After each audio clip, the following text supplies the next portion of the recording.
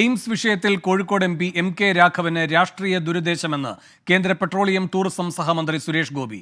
AIIMS വേണമെന്ന് ആഗ്രഹിക്കാൻ എല്ലാവർക്കും അവകാശമുണ്ടെന്നും സുരേഷ് ഗോപി പറഞ്ഞു.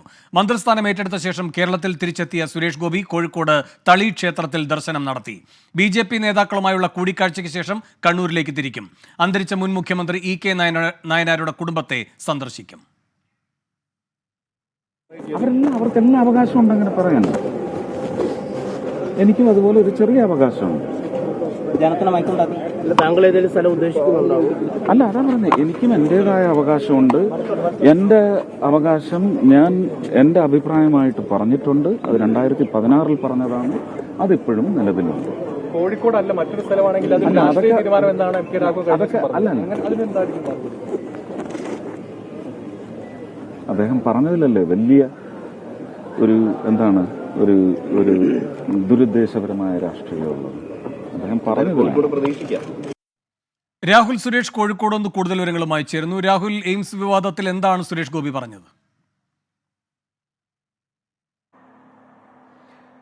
വേണു, കേന്ദ്രമന്ത്രിസ്ഥാനം ഏറ്റെടുത്തതിന് പിന്നാലെ കഴിഞ്ഞ ദിവസം ഡൽഹിയിലായിരുന്നു എയിംസുമായി ബന്ധപ്പെട്ട് സുരേഷ് ഗോപിയുടെ ആദ്യ പ്രതികരണം ഉണ്ടായത്. അതായത് എയിംസ് കേരളത്തിന് ആവശ്യമാണ്, എയിംസ് കേരളത്തിൽ എത്തിക്കാൻ വേണ്ട എല്ലാ നടപടികളും തന്റെ ഭാഗത്തുനിന്നും ഉണ്ടാകും, എയിംസിന് വേണ്ടി താൻ മുന്നിൽ നിന്നും പ്രവർത്തിക്കും എന്നായിരുന്നു കഴിഞ്ഞ ദിവസം അദ്ദേഹത്തിന്റെ ഭാഗത്തുനിന്നും ഉണ്ടായ ഒരു പ്രതികരണം. അതിനുള്ള മറുപടി എന്നോണമാണ് ഇന്നലെ MK രാഘവൻ കോഴിക്കോട് മാധ്യമങ്ങളെ കാണുകയും സുരേഷ് ഗോപിക്ക് ഒരു പ്രതികരണം, മറുപടി എന്ന നിലയിൽ ഒരു പ്രതികരണം ഉണ്ടാവുകയും ചെയ്തത്. അതായത് കോഴിക്കോട് തന്നെ എയിംസ് സ്ഥാപിക്കണം, ഇതിനോടകം തന്നെ 160 ഏക്കർ ഭൂമി സംസ്ഥാന സർക്കാർ കണ്ടെത്തിയിട്ടുണ്ട്. അത് കിൻഫ്രയുടെ പക്കലുണ്ടായിരുന്ന ഭൂമിയായിരുന്നു.